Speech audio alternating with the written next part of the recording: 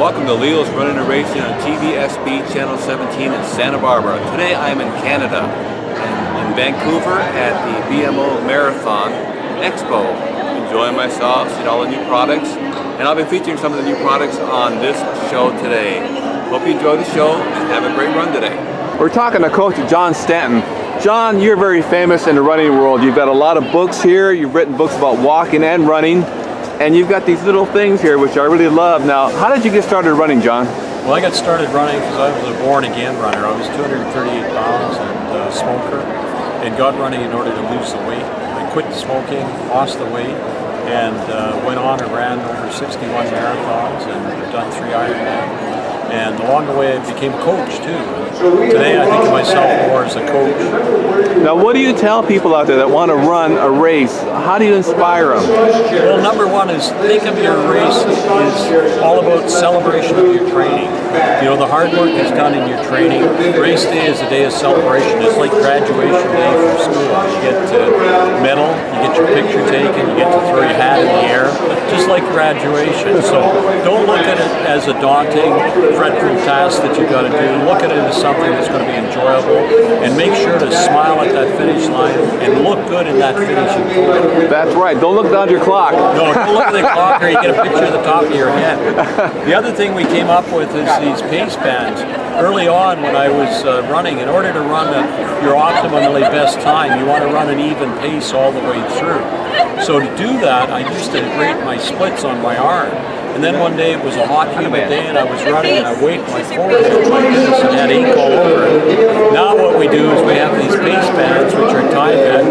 They go on, they look like you escaped from a hospital. But then you've got your split times for each mile or each kilometer, and that way you know that you're right on pace. You know, just yesterday they set a new world record of just over 2 hours. I watched that. And that's pretty exciting. But if you look, it was even splits all the way through. And when people want to run their very best times, the best way to do it is to get a pace band and run as even split as you possibly can throughout the course. Do you inspire a lot of kids too? Do you have kids programs? Yes, we do. We have kids programs for every age, and I even have a kids book that's been out. It's called Family Fitness that we wrote, and it's to encourage young children into getting into fitness so that they can enjoy the sport just like their mom and dads do. So John, where do they get the book at? Is there a website we can order it at? Go to it's Penguin Books, so they can go to Amazon.com or they can go to Penguin Books. It's available there, or they can drop into any of our stores, the running room stores. They all carry them as well, all the running stores across the country.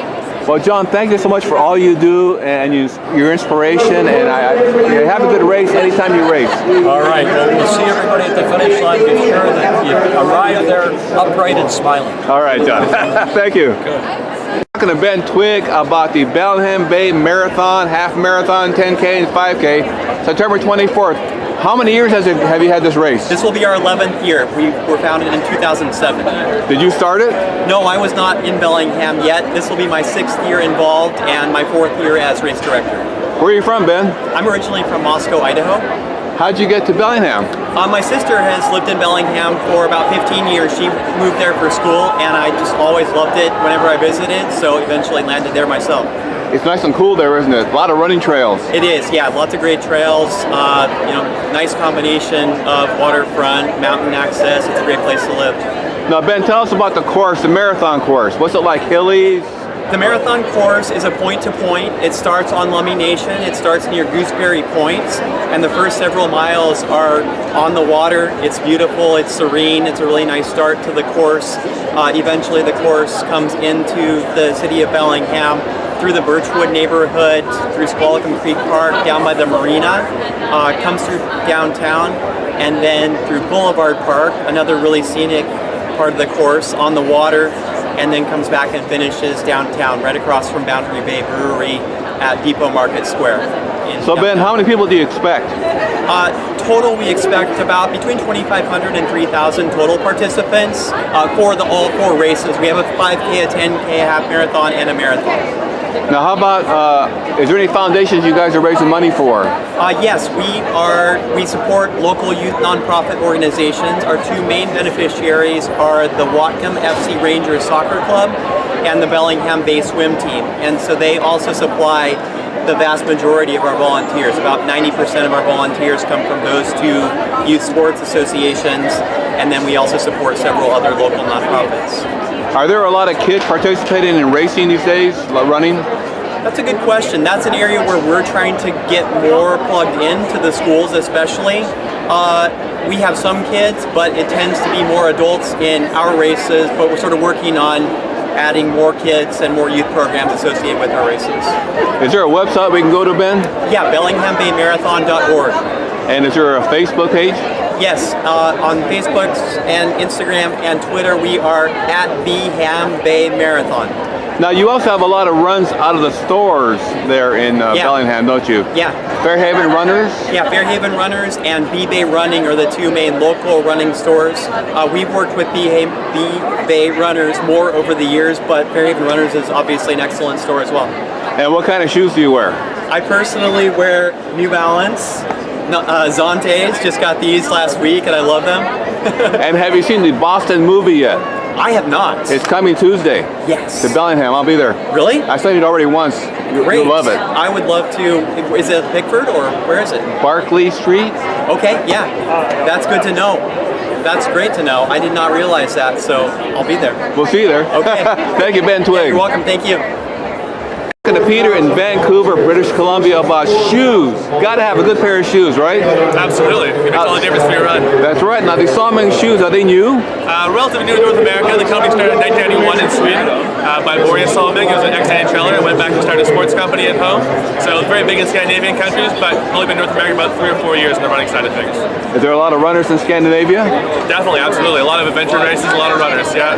Do you run a lot in Sweden yourself? I do, absolutely. Not in Sweden that much, but a lot here, yeah. So what's a favorite shoe that you use, Peter? My favorite shoe to run in would be the En Route, which is this guy here, 6 mil offset, very, very cushioned, very lightweight, nice and flexible in the forefoot, but fantastic training shoe, great for any mileage, and it works a lot of different foot types, but I like it a lot. It's really light and really fits my foot well. And you have a racing flat over there. I do have. That's a lightweight racing flat. Wow. Incredibly lightweight, and the nice thing with this one too is if you're running at night, it's all reflective, so it lights up, keeps you safe, keeps you comfortable, and quite durable for a shoe that's this light as well. So yeah, they've been awesome. Done really well for us for sure. And they're called what? It's called the Race 5. Ah, clever. Everything in Sweden's very literal, so if you have a racing shoe, it's called the Race. If you have a shoe for running lots of miles in, it's called the Miles. And you know, you have one that's for going en route to something, it's going to be called the En Route. So I'll be darned. Very literal company. Yeah. So is there a website they can go to? Absolutely, so salming.com. Okay, and your last name, Peter? Peter Worthington. Thank you so much, Peter. Thank you so much, man. Appreciate it. We're talking to Nadine about teen diabetes in Canada. Nadine, what's this all about? It's a national activity fundraising program for diabetes in Canada, and our runners fundraise to be able to run with us. They change their lifestyle and get active, and all of it raises money for research and prevention services for people living with diabetes. Is there a lot of people in Canada with diabetes? Yeah, at the moment we're looking at about 11 million Canadians with either pre-diabetes or diabetes. Wow.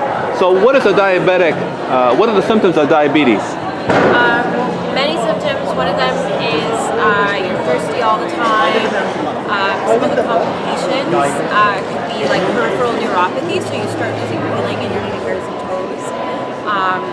Blindness is a big complication of diabetes. Heart disease, strokes, kidney failure. So it's a very serious disease.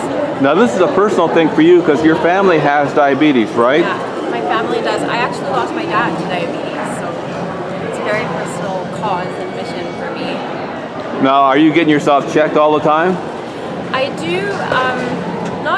I do an annual, blood sugar testing and that sort of thing, and then I try and stay really active and I eat healthy. So hopefully that'll help me reduce my risk. Are you a runner, Nadine? I am. Are you going to run this race? There's a race. Is there races that help raise money? Definitely. So Team Diabetes participates in lots of the events across Canada, and then we also run an international event. So this year we're going to be in Iceland, Portugal, Dublin. We're in Vienna next year. so Amalfi Coast. So we're all over the world, and we're trying to raise awareness for diabetes. So Nadine, if anybody has any questions about if they're pre-diabetic or they're diabetic or they want to have hints on how to avoid it, where would they go to? Is there a website? Yeah, they can. Our landing page is diabetes.ca. It's as easy as that, and they can find everything they need on our website. Is there a Facebook page? Yes, it's Diabetes Canada at Facebook or Team Diabetes. One more question now, is there a lot of kids with diabetes? There are, and it's definitely a growing number. Typically, kids with type 1 are very common, but we're seeing that a lot of kids are also being diagnosed with type 2. So it's rising, and we're trying to combat that. So Nadine, give me the website one more time. Diabetes.ca. Thank you so much, Nadine. No problem. We're here at the BMO in Vancouver, and we're talking to Janelle about Lorna Jane Active Living Wear. What's so important about the clothing? So Lorna Jane is actually a designer. She's been in Australia for almost 30 years. We just opened up our current location here in Vancouver, but we are also in the States and have over 40 stores. The special piece about Lorna Jane is we come out with 100 new styles every single month, and they're fashion-forward pieces. And we also have a trademark fabric that is a mixture of nylon and elastane called LJXL, and we have had the same manufacturer for 25 years. So How was the new material found?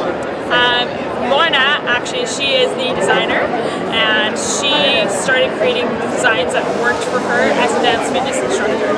And from there, she figured out what works for the woman, and making sure that everything is anti-pilling and non-see-through. So those are the two issues that we have in our market right now. So we keep our quality and make sure things last a long time for sustainability. Yeah. It's a big market and getting bigger, isn't it? Yes. Because these clothing and exercise empowers women. Do you feel empowered when you wear something like this? Absolutely. That's why I work for the company now, is I believed in their brand and what they were promoting, and I wanted to live that active living lifestyle. Yeah. If someone want to get information about Lorna Jane clothing, where would they go to? LornaJane.com, Okay, is there a Facebook page and all that? Lorna Jane Canada, or Lorna Jane Active. Thank you so much. Robin's here at the Vancouver, BC, Canada event. It's a lot of fun. You have some information about historic Port Alberni, and there's a race there? There is, actually, to celebrate Canada 150. We will be the inaugural Triconic Challenge. And the reason why it's Triconic is because Iconic is in there, and we have 3 iconic symbols in the valley. We have our steam train, we have our Francis Barkley, that's a service boat, and we have our famous Mars water bomber at Sprout Lake. So participants will be swimming amongst our Mars water bomber. They will be racing our steam train, and they will also be racing the Francis Barkley out to Banfield. How fun is that? Now, how many people do you expect to participate? Oh, we're hoping for at least over 200 people. Our Race the Train run has been going on for quite so many years, but this year we wanted to actually do a triathlon. So this is how we've come up with something so iconic for the valley. What date is the event, Robin? Well, because it's over the Canada Day long weekend, we've got the 1st, 2nd, and 3rd. Excellent. It sounds like a lot of fun, Robin. Are you going to run it? Swim it, bike it? I am biking it, most definitely. I am biking out to Banfield. And you'll have teams, you can have teams doing it then?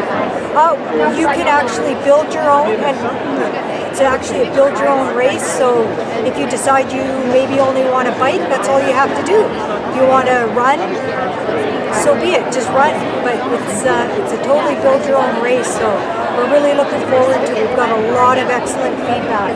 Is there a website we can go to, Robin? Absolutely, there is. Yep, the Triconic, there is the Triconic website. Okay, and can you spell it out for us real quick? www.triconic.ca. And is there a Facebook page? Yes, there is a Facebook page. Okay. Yes. Thank you, Robin. We'll see you there. Yeah, great. Thanks, Leo.